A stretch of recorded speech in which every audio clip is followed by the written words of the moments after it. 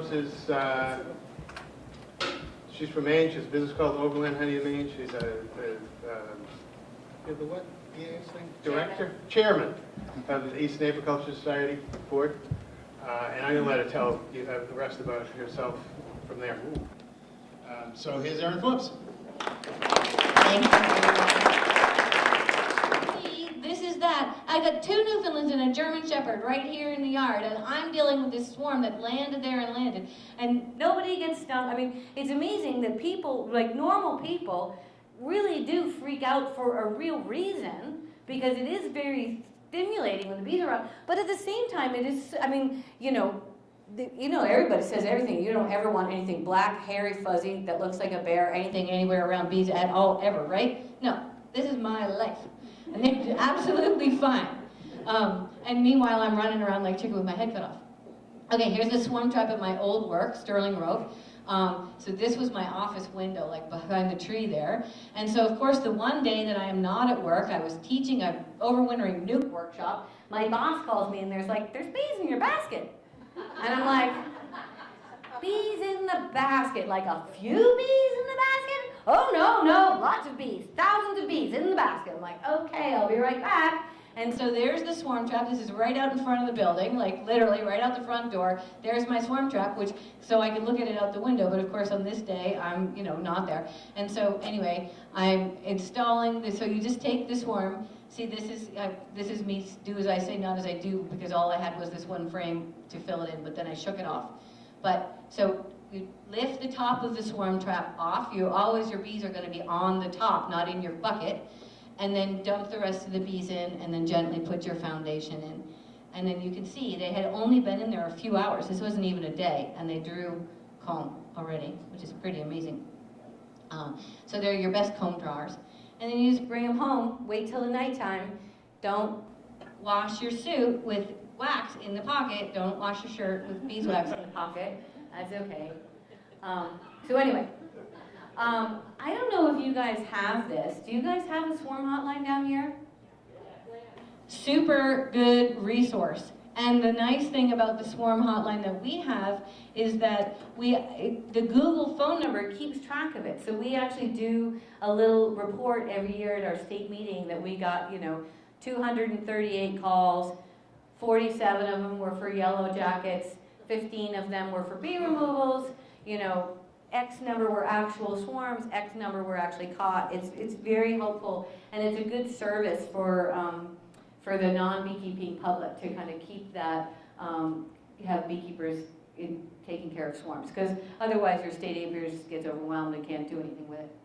I'm going to sound a little like a crackpot, but I'm really not crazy, and I really wouldn't tell you this if I wasn't really serious.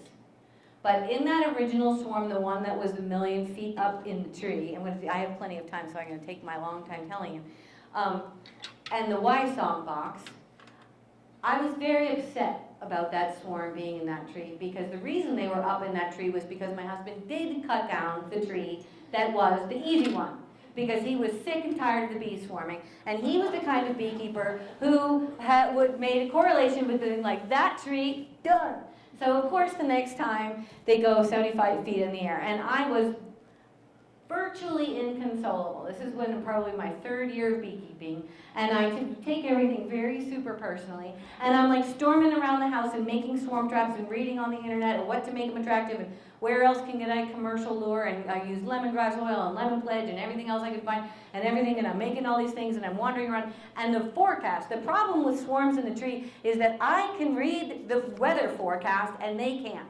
And I was just flipping out because it was going to be crappy rain and thunderstorms for 2 days. And I've got the swarm, and it was 3:45 in the afternoon. I mean, the swarm had happened the day before. I spent the entire night figuring out swarm traps, made in the morning. They were scouting all of them. And they weren't moving, right? All day, from 10 to 2. So 2 o'clock goes by, and I'm like, they're never going to move. And I'm like, you guys have got to get out of this tree because it's going to thunderstorm for 2 days, and you're up there. And so I'm storming all around, and I'm furious. And my sister used to have a roommate in college who had this boyfriend who was really smart, and actually coincidentally a lawyer. But he, now he's a lawyer, but he was very smart, and he used to talk about smashing probability waves. Like, he knew things about science and stuff, and math or whatever, and he would be like, you know, you just smash the probability waves, and then you could, like, get things to happen. And which I don't really understand, I'm not a science person anyway. But for some reason, I was trying to figure out how I could smash the probability waves of, like, how can I communicate to them that they need to get moving into the box, right? Like, now is the time, it is going to rain, get in one of these boxes that you're scouting. I've made them all, they're perfect, just pick one. And so there I am, stomping around the house trying to think about, like, is there anything else I can add to any of these swarm traps to make them more attractive? And I looked, and there was a bottle of mead that a beekeeper friend of mine had given me several years prior. I had gone and done a bee inspection at his house, and the reason he was a beekeeper is because he was a mead maker, and that's how he got into it. And he gave me a bottle of mead, which I tried one of them, and it was okay, but I'm not a very classy drinker, and you know, like, it wasn't Chardonnay, so I was like, it's okay. But I'm a Mainer, and we don't throw away alcohol because, you know, even if you don't like it, because it's alcohol. And so anyway, there it was at the bottom of my wine rack, and I'm stomping all around the house, freaking out, trying to get the bees to come down. It's 3:45. You know, they should have moved by now.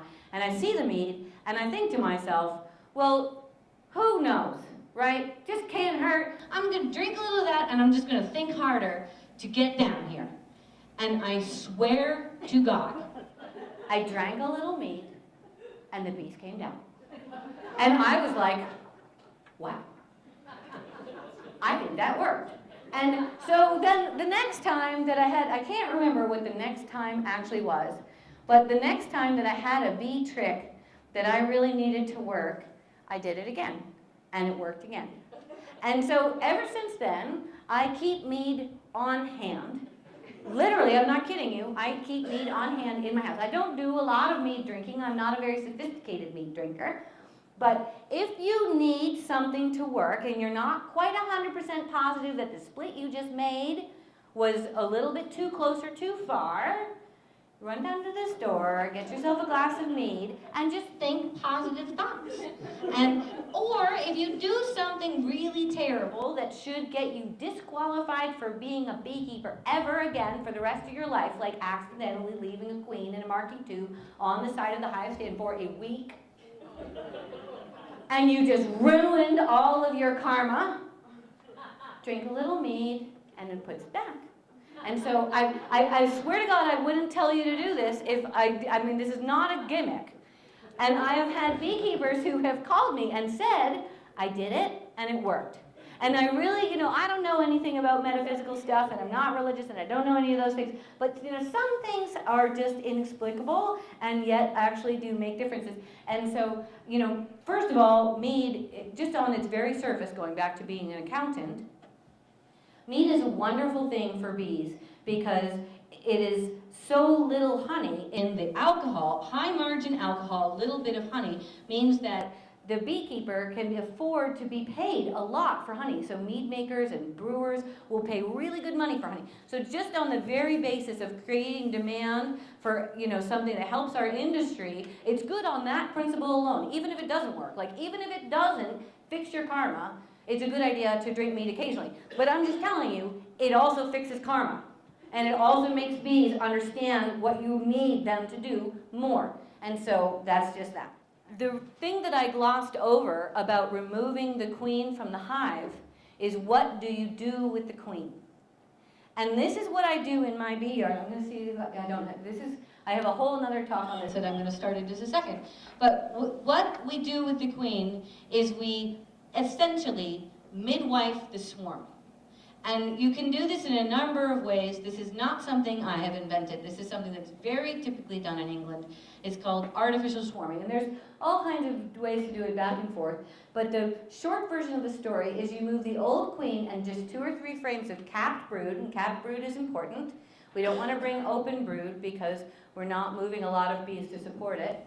And then put them in a new swarm, in a new hive. And it will 100% stop the colony from swarming because you just took their queen out. And then you can either keep the artificial swarm or you can requeen it if your hive doesn't get back. And I'm going to just talk about that now. So we don't really need a break, right? I'm just going to do this and we're going to go to the next one. I'm not going to talk the whole 157 years about artificial swarming. That doesn't look like a PowerPoint, does it? Okay, that's why. Why is it so funny? Okay. Okay.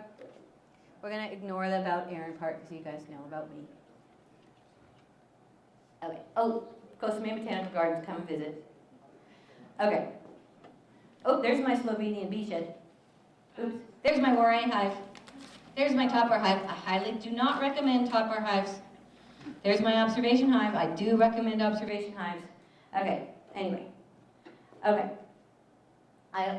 This whole thing, people definitely say, ask 10 beekeepers and You'll get 11 answers, which is true, but that doesn't mean some of those 11s aren't wrong. And one of the wrong answers for how to keep healthy bees in New England or really anywhere else north of the Mason-Dixon line is top bar hive. So anybody who tells you otherwise is wrong. I'm serious. The probability of survival is too low. Okay. There is a direct relationship between colony survival and hive management skills, and increasing skills leads to more options for better management. Better management means better recognition of threats to colony, and early recognition is increased problem solving. And by this, I mean to say, when your skill level is low, you have to use mite treatments and other things that people don't like using. And I get it that lots of people with low skill level would like to get away with that, but the only way to get away from using mite treatments and other things that we don't want to use is to increase our skill level. Like, it's just the reality. Like, people who don't know what they're doing need to have chemical inputs. But I'm trying to teach people to use less chemical inputs. And one of the ways of managing Varroa mites is to interrupt the brood cycle, which is what an artificial swarm does, mimicking it exactly in the way that the bees do it. So the number one, first, most important thing to do to increase your skill level is to get rid of your gloves, because you have to actually be able to handle bees. And I know that that seems like a big deal, but it is not a big deal. Like, I am not an insect person. I swear to God, I can't even pick up slugs without gloves on, because they're too gross.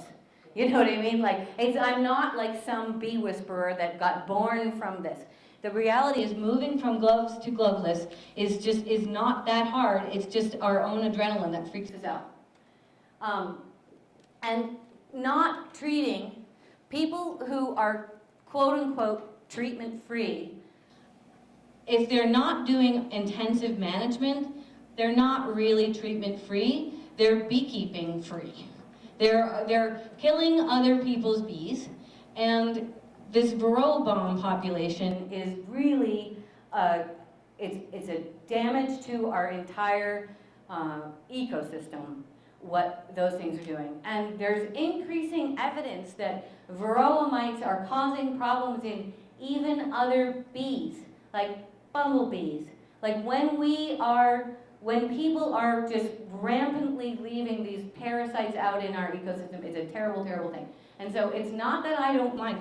Kirk Webster has my absolute permission to be as treatment-free as he wants to, because he has excellent management skills, 50 years of experience, and he has isolated mating, and he's actually doing something useful. But just random second-year beekeepers coming up to me and telling me that they're treatment-free makes me want my brain to explode. Like, it's like it's one of those real huge tests of my ability to be a diplomatic person, which, because I'm from New England, as Cindy would say, me first Northerners are not great at the diplomatic situation. Anyway, to me, it's like tying a puppy out in your yard and not feeding him, being like, oh, well, he's learning to adapt to the situation. Like, makes me want to steal their bees. But excellent beekeeping skill dramatically reduces your need for chemical treatment. And so that's why we're here, is to learn excellent beekeeping skills. Okay. Parasites and viruses, we don't have all day to talk about this, but these are all things that our bees are exposed to, and all colonies are exposed to this unless you are isolated from other beekeepers. And this is just reality. Denying that they're not in there, denying that there are not multiple viruses, bacteria, funguses, and Varroa mites in every single colony, that's not true. They are there. But these two little happy brand new beekeepers with their 2 packages, they don't know that. I mean, they really, honest, swear to God, think that their 2 packages, like, popped out of an oyster shell, like a mermaid, right? Like, those bees just came from, like, heaven, right? Before they got to them, they came from heaven, which is not actually true. Where they came from is the almonds. Where all bees came from before they get to the packages is the almonds. Because 90% of all, or more, 90 or more percent of all commercial beehives in the entire country go do the almond pollination every year. And by which I was saying human trafficking. Sorry, human trafficking. And it's terrible. This is the unhealthiest situation. I mean, if you just literally think about what each one of these individual colonies would look like if it was in my yard, and what they've just gone through to get from North Dakota and South Dakota and Maine and New England and Iowa and everything else in Canada to be here, sitting in this food desert, being fed high fructose corn syrup, so that they can then get, then go back into their pollination circuits is ridiculous. And I just want to, I thought I had a picture of almonds. Anyway, I guess I don't. So, I mean, it's very interesting to me because the same treatment-free beekeeper who really, really cares about their bees and doesn't want to do bad things also probably eats a shit ton of almonds. And if you want to do something good for bees, you stop eating almonds, which is a drag because I love kind bars, but, almonds are bad for bees. This whole almond pollination is just a travesty to the whole industry, and we're basically become hookers to the freaking dumb almonds. Anyway, it's true. I'm sorry, it's true. So here are the bees that come back down to Georgia and then get shaken into packages. And let me just explain to you, I don't know if any of you know what package shaking looks like, but this is what it looks like. And I'm going to try not to sound like a person who is racist or whatever, but the reality is that we're going to pay low-skilled immigrant labor to do this, because that's who we pay for farming. Maybe even illegal immigrant labor. We're going to pay not low-skilled, I'm sorry, probably relatively high-skilled in beekeeping, but has not a lot of other economic opportunities because of educational or whatever other constraints. They're going to pay these people to go the day before and find the queen and put her in this box and put a queen excluder between the 2 boxes. That's going to be probably one of the higher-skilled people's jobs, is to get the queens all down into the lower box and then put the queen excluders on. And then the lower paid skilled laborers is going to come, and they're going to take every single frame of brood in the top box, and they're going to shake all the bees off into this giant cage. And they're going to go right down a line of 50 or 100 beehives or whatever that fit in that cage, which is one of the most unnatural things that would ever happen to bees, is to be shaking bees and bees and bees and bees from one colony and the next colony and the next colony and the next colony. And they're all got their playing cards, but because there's more than 2, they don't fight. Because there's bees in 3s, do not fight. Because it's too confusing. The Yankees know the Red Sox are not the same team. But if it's Yankees, the Red Sox, and the Patriots, you're like, what? Didn't you just switch freaking sports even? And so anyway, they don't fight. And P.S., they're so freaked out by being in here and not being in their colony that's why they don't fight. And so now all these bees just got mixed together. And by the way, they are in fact shitting, right? From fear, right? Because bees do poop. Has anybody got pooped on by their bees this winter? Happens all the time. Anyway, they poop and they clean it up in their mouths, and which is, of course, the only thing they have because they don't have soap and water. And so now we've got shitting, scared, pooping bees with all this in their mouth. And you think that maybe the viruses aren't getting spread, or bacteria that was being in one colony to every single one of those bees? It happens very quickly. And then that is what comes in your package. And so that's just really important to realize, that we just brought like the dirty filth of the commercial beekeeping industry into our apiary, or our neighbor did, and this is what we're dealing with. And that's why we have Varroa mites up here. That's why viruses spread from, they are seen very briefly or identified in California, and within 2 months they're in Maine, which is, far away, and nobody gets to Maine. I mean, we don't even have hardly any people of color in Maine because they're so far away that they're just like, that's Canada. But the viruses get right up there because we import the packages. Anyway, not to mention these people who are preferentially parasitized by Varroa mites, right? Drones, right? And B, almost anybody will accept them into almost any colony. Drones drift. and they chase queens, and they move Varroa too. And they move viruses, and they move things in their body. And so honeybee colonies interact with each other much more than human beekeepers think.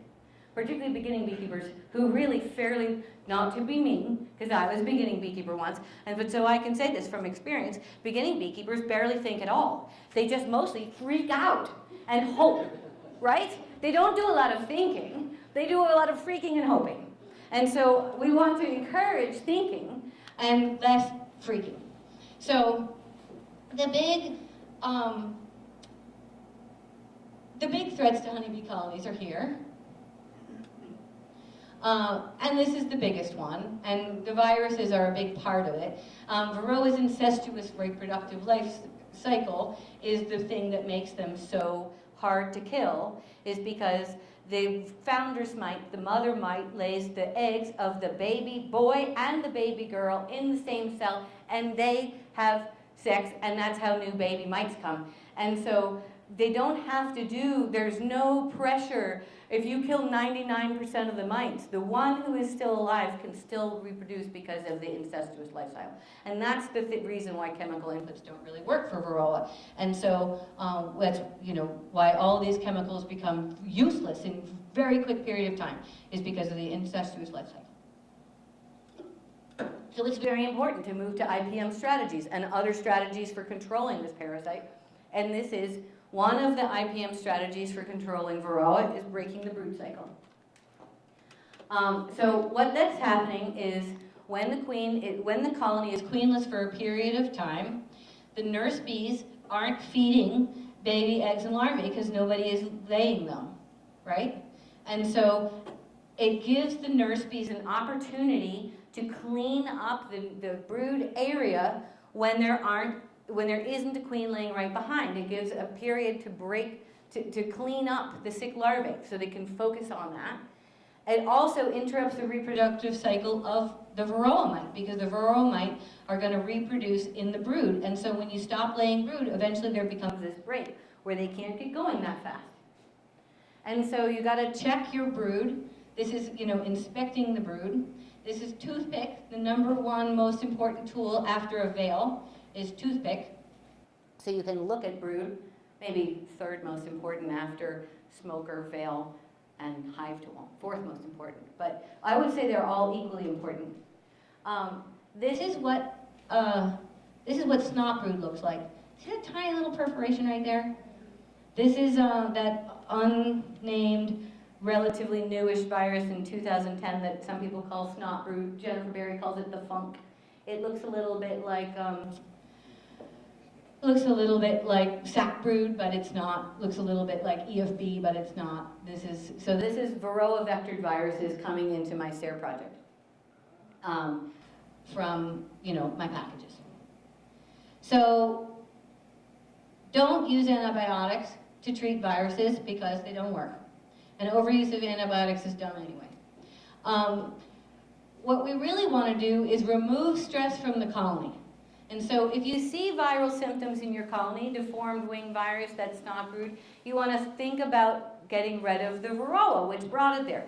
So using the appropriate soft chemical, which I would say at this time of year, and by this time of year I mean the time of year where we're inspecting colonies that look like that, so probably June, July, my recommendation would be to use HopGuard, which is a organic mite treatment made from hop beta acids that is not temperature dependent and very effective.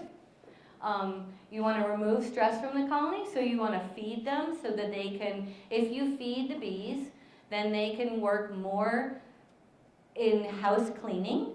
When bees are stressed for food, they graduate faster to the next job of foraging, or the next job, when colonies are stressed for food, they graduate faster. When colonies have abundant food, the bees spend longer days of their life doing house cleaning and house rearranging jobs. So when you make it easy for them to eat, then they will clean up the brood nest better. Also increasing digestion in the colony, meaning people's, literally physical body digestion. If you feed them, then they will poop better. Improved ventilation in the hive is good for Varroa, is good for viruses, so using a screen bottom board And then again, don't ever use antibiotics to treat viral infections. So breaking the brood cycle, this is why it helps with the viruses.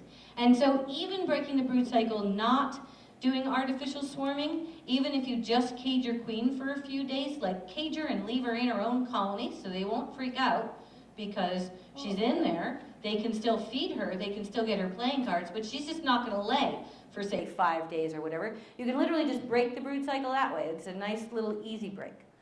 But if you wanna do artificial swarming, then that's the next thing. Yes, you have a question. What about timing of breaking the brood cycle to facilitate healthy winter bees? Question is, what about timing of breaking the brood cycle to facilitate healthy winter bees? So I do all my brood cycle breaks during the normal swarming season. So in Maine, that's from May 15th to basically 4th of July. So you don't do any late season? I don't do any late season breaking. So all of my colonies get artificial swarmed in the spring. And that way, every single full-size colony that I have, every single production colony has a new queen every year because they requeen themselves in the spring. Were you following me with that? Okay, so pictures. So as a management tool, breaking the brood cycle can provide swarm prevention, Varroa management, increased honey production. And it's a very common technique in England. And I'll tell you, I didn't start doing this because it is a multifaceted, very useful thing in your bee yard. I started doing this for swarm prevention. That was it. And then I'm like, seems like I've got a lot of honey around here. And also, my Varroa loads are pretty low. That's kind of amazing. Okay, so there's the cereal yard. In the winter. And so this time of year, like we literally go from, oh, my bees are dead, to, they're all gonna swarm, right? Like we literally look at that. We think, oh my goodness, they're gonna swarm. And it's April. But these are nice, big, strong colonies that we're worried about right now. And like we were talking about earlier with reversing hives and stuff, remember I was saying the bees, you know, this time, which is too early to be manipulating the colony because it's too cold. At this time, I probably do have the cluster here and the cluster there, and I probably could reverse these boxes at this time, but it's too cold to be doing it. And so you don't want to be messing with it. This time, you just, if this one is dead, then you put the honey over, but other than that, you do nothing. All right, pollen comes in, early spring, pussy willows, the very beginning, we love pussy willows. There's a place in Vermont that sells pussy willows, like all different varieties of them, and you can order like the earliest pussy willows and the latest pussy willows and the biggest growing pussy willows, and they come as little sticks, and you can stick them in the ground, they're cheap, and they're great bee food, so you can buy them for your friends, you can stick them in your neighbor's yards. Yeah, and so anyway, beautiful, wonderful, awesome lawn of one of my neighbors. So here comes incoming dandelion, now the beekeeper can start working. Again, eggs. Now we have queen swarm cells. So when this happens, so there you go, you get out there and you're like, oh shit, what am I gonna do now? This is when you do artificial swarming. And so in my operation, what I do is I artificial swarm every single colony at the same time, basically, because I don't have a lot of time to fool around. So when the big ones are making real queen cells, then I go ahead and I artificial swarm every single colony. And it helps to prevent that. Now, I love my baby superorganisms. This is very important to me that they get new lives, and so I'm going to midwife them. So we talked about that. So when the swarm is, so here I'm at my friend Lori's house. When the swarm is here, then you pretty much, oops, don't I have another picture of it? I guess I don't. I'll show you. I hate that. How many people have seen this in real life? It's a tragedy when bees get stuck like that. You know what happens is the swarm is in the tree, the swarm is on the branch for too long, it gets rainy, they get stuck there, they secrete that wax, that little paddle that I showed in the swarm trap, and then the queen lays eggs in it, and then they will not abandon that brood. And they end up there's a 0 chance of survival. This is like a picture that I took. There's a 0 chance of survival through winter in this situation. There's no ways bees can do it, and it's just a total drag. When the colony has begun swarm preparation, we're going to remove the queen and 2 frames of food, put them in a nuke. You add a frame of food from your colony that died over the winter, and you have an extra frame of honey, Or you can just steal a frame of honey from somewhere else, leaving 1 or 2 queen cells behind in the parent colony. This is the artificial swarm. You do it during prime swarm season, so May 15th through the 4th of July. That's when I usually think to myself. And then this is going to make your parent colony be queenless. This is just like that they swarmed, except you did it, right? Waited until they were already building their own swarm cells, and then we just whoop, took the queen out, a couple frames of brood. Now what's really interesting about this, let's see. Yeah, okay, these things are all true. So the parent colony is reproducing. The parent colony gets a break from egg laying, so they get to clean up their brood cycle. And then we have the new superorganism, the new colony, except we didn't have any of the risks of hanging in the tree, which is good, because we don't want those risks. And it also lets you do this. And all you have to do is be able to locate and move the queen, and then provide the baby superorganism with a new home. Yes?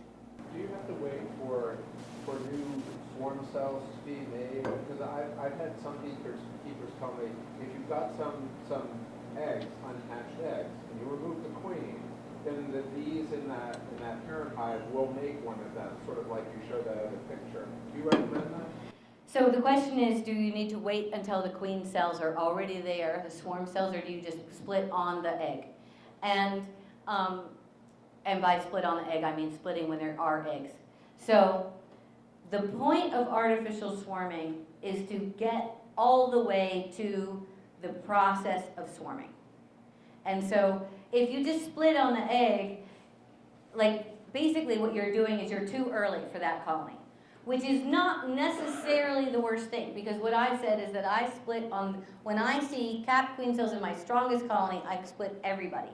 And so often there are many that I do not see queen cells in at that time. But when I go back 1 week later to reduce the number of queen cells, there are. So they had started them, but they weren't as drawn out yet. But it is much better for you to actually wait until the queen cells have been started, because you want them feeding those baby queens while they're still queen-right, not make them queenless and have an emergency queen. So that's the long version of that story. Now, you don't have to be gloveless or be able to pick your queen up to do this, although I recommend that you do start working without gloves, because you can really just take the whole frame with the queen on it. I mean, you don't even have to cage her, you don't have to have a grab. But all you really need to be able to do is move the queen. Okay. So, again, queen from the parent colony, 2 frames of brood, an additional frame or 2 of nurse bees. Shake the nurse bees into the nuke box. So this is to make sure that you have plenty of nurse bees to keep these broods warm, because you've got big frames of brood and you need bees covering it. And so you can just take an additional frame or 2, because we've already got the queen, so now we're not freaking out about shaking bees at all, because this is as if you're going to move from right here to right there. And so we don't want to lose, we're going to lose our field force back, so we want to make sure that we have plenty of nurse bees to make the brood warm. So 2 frames of brood, and then just shake 2 frames of nurse bees into the box, and then feed them 2 to 3 quarts of 1-to-1 sugar syrup, because they lost their field force. So we're going to feed our little nuke, our little artificial swarm nuke. Doesn't have to be for a long time. 2 to 3 quarts should be fine. And so we just move the queen and do this little feed. So there's our 1 big frame of brood. There's another big frame of brood, and then we put them in a box. Now, I'm going to do what all beekeepers tend to do, which is to tell you that you should have something you can't buy anymore. Right? Isn't that always it? Anyway, these awesome little 4-frame bee briefs are great for making artificial swarms in one yard, and then pick them up and carry them to a new yard, and of course they don't sell them anymore. But you can make yourselves little 4-frame nukes or 5-frame nukes, but easy to move boxes are great. And then if you can move the bees from one yard to another, that's even better. But you can just make them in your own yard by shaking in extra nurse bees. Okay. So now once that you've done that, your parent colony was queenless. Now, let's go back to talking about, I'm going to give you epilepsy by showing you these pictures all so fast. Whoa. I don't think it actually gives people epilepsy to look at pictures fast, but sort of. Okay. So let's just say, for example, that this is my yard, which it is, and that it is, this is today, which it could be, or tomorrow if it's nicer. And that by, you know, so I take a dead colony and I put another box with honey on top of here. And so through April, this colony has lots of brood space. And so they're just laying eggs like mad, and they're getting ready to swarm. Because when bee colonies are getting ready to swarm, they raise extra bees because they're planning on sending 30 to 40 to 50% of the bees out. Like, they're intentionally doing it. But when you are also giving them extra brood space, it gets them even bigger. Like, the colony is growing and growing and growing, getting ready to swarm, and we're delaying it by giving them this space, but we're just delaying it, right? We're not actually stopping it. So now imagine that this hive has another big box right on top of it, one of these deeps, right? And now they build queen cells. And so they've got, like, basically 2 deeps and 2 mediums of bees and brood ready to swarm like mad, right? Lots and lots of bees. And then I take out the queen and 2 frames of brood. Now I have a huge colony because my swarm was tiny, right? And so now we have this massive field force that is going to very rapidly lose any amount of eggs and larvae that they need to feed. So these guys, I'm going to take the queen and 2 frames of brood out, and so they're going to have eggs for 3 more days. And in 3 days, there's going to be no more eggs. And then 6 days later, they have no larvae to feed at all. So they're going to, in 9 days, they're going to have no eggs and no larvae and no queen and this giant population of bees. What do you think they're going to do? Store a shit ton of food. And so when you make the artificial swarm, it is very important that you add honey supers at that time. And by add honey supers, I mean if you have a 12 by 20 shed of drawn comb, I would add 3 or 4 honey supers right all at once if they're drawn comb. And this is only, I'm saying this to you in Massachusetts because you live here in Massachusetts and New England and we don't have small hive beetle. Because in the South, if you added 3 or 4 frames of boxes of unattended drawn comb, the hive beetles would move in and would take it over and then crash your colony. But you don't have that problem here because thank God you live in Massachusetts. So at the time of making the artificial swarm, we're artificially allowing our colony to get really super big. Then we're taking out a tiny little swarm, and then we're adding tons of honey supers. And then you end up looking like that. You end up with these great big giant towers of bees. You come back 25 to 30 days later and see if your hive is queen right, because you left them with the queen cell, right? And so the queens have to get out, they've got to hatch, they've got to come back, and you're not going to want to dig through this whole thing and try to find the tiny little patch of brood, right? You're going to want to wait until there should be cat brood, so you would come back 25 to 30 days later, and if the hive is queen right, then you're gold, and you also probably have a bad bat, because there's probably a lot of honey in those honey supers. And if the hive is not queen right, then you just take the artificial swarm that you had made and set aside, and you put that nuke right back where they were. And this giant colony has had this big giant break in the brood cycle. The little one didn't have a break in the brood cycle, but it's a small colony, so there's not a lot of place for Varroa to reproduce here. So you've basically broken that. And meanwhile, these guys have cleaned up all of their chalk and fungal stuff and EFB and all the other bad things that come from wet, rainy springs, which we all have, right? Crappy, wet, rainy spring equals all of those fungal things. And so we come back, and then if they're queen right, you're great. And if they're queenless, you're still great. Because you can just take your old colony back. And we still have broken the brood cycle. And so here's your little nukes that you're going to put back in this giant colony. And yes, the correct place to put the nuke back is right in the middle of the bottom box, back where you should get the brood to be. And so if it is terribly rainy or something really bad, and these guys are now so queenless that they're about to go laying worker, which they will be if they're queenless, they're going to be on the edge of laying worker at this point because they've had no queen and no brood for quite a while. Then if it's rainy, you could take this box and you could put it on the top for now, just to get them queen right, but then you need to go back and you need to get it down there. And that is the one drag of this, is that you actually have to lift all the heavy boxes. But it is an amazing thing.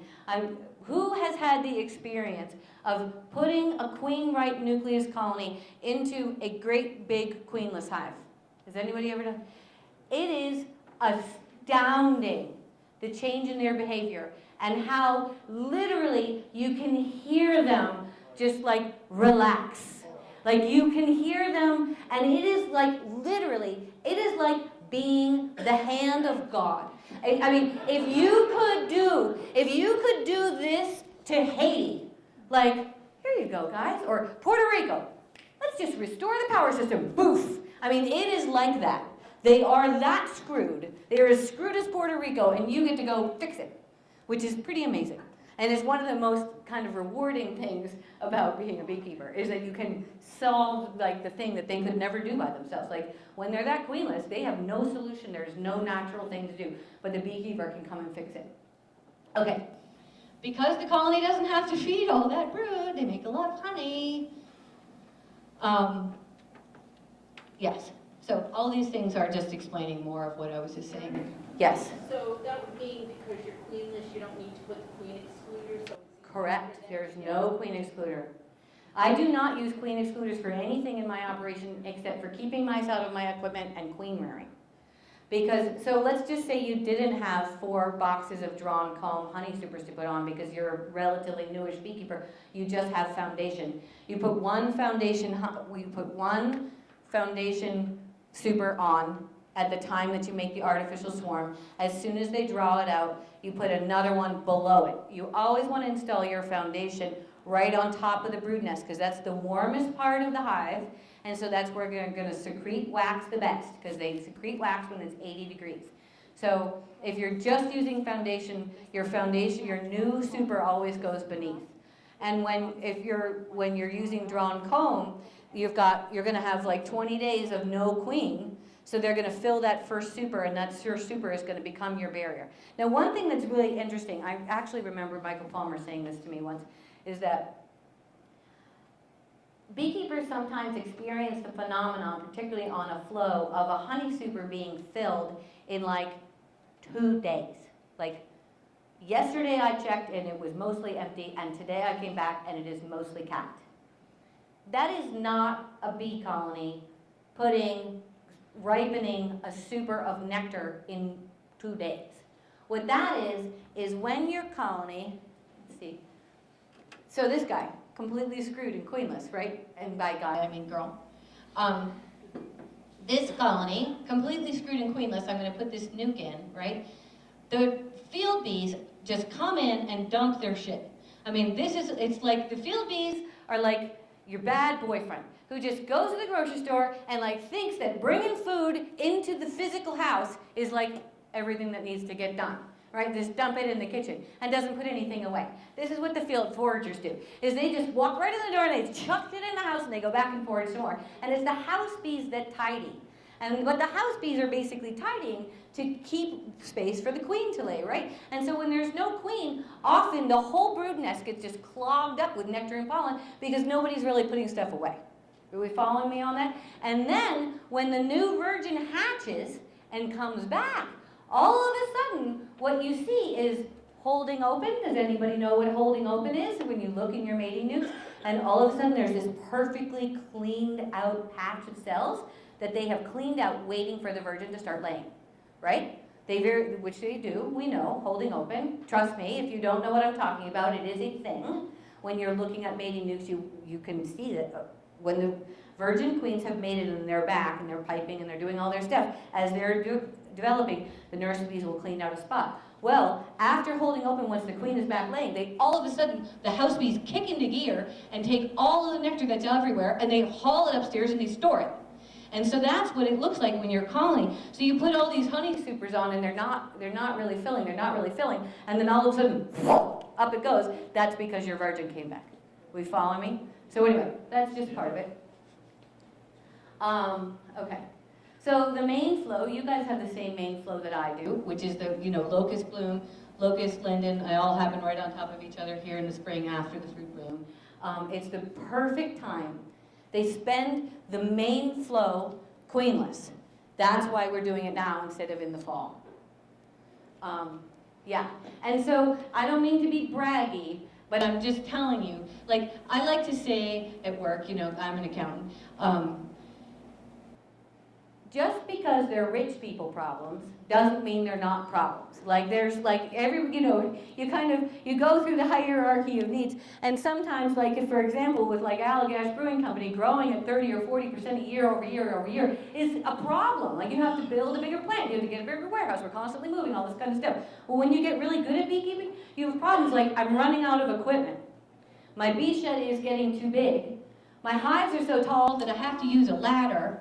Like this is a very typical bee yard for me. Like beehives as tall as I am and too tall because of this management technique and because I've moved to 8-frame equipment, which of course also makes everything just that much taller because that same number of frames equals taller. They're sitting on a legit step ladder. Like this is not a staged photograph.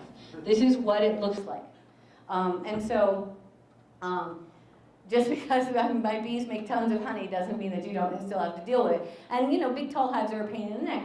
But so this is what I advocate for doing. And I think that I have pictures of my tier 4 results. And if I don't, I'm going to find them. I'm going to find them.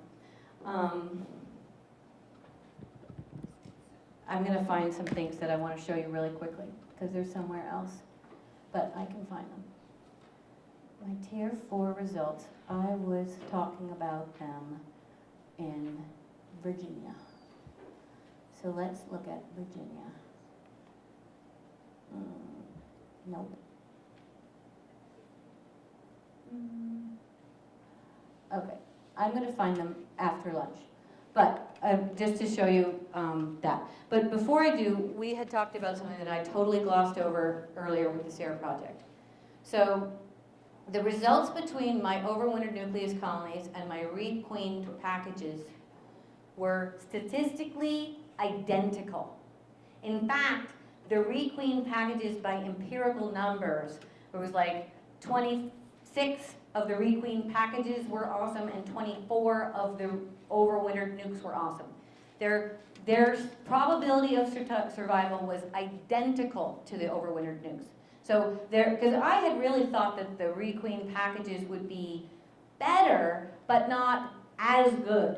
Because, of course, they're coming from packages. So they have all of that, you know, pooping and having been a package and all the stressors of having been in the almonds and everything else. And in fact, the reality was, it was identical probability of survival. Which I think does have to do with the fact that I requeened so early in the season. I think if you requeened a package, say, in September, you wouldn't see as high a survival rate because you wouldn't have had as long of behavioral setup and, you know, the fall flow. But anyway, so that was just something we had glossed over. Yes, you had a question. I have a quick question, maybe you said this, but from the time you got your package, what was the time frame that elapsed before you requeened it? So the question is how long before I requeened the packages. The packages came on April 15th, and the new queens came in the middle of June. So it was about 60 days installed, and then we requeened. Basically, we requeened as soon as queens became available. If I was going to do it in my own yard again, which for some reason, if I bought packages, I would literally just do it as soon as I could get queens. So yeah. All right, so I guess we'll have lunch. And then how long do we want to have lunch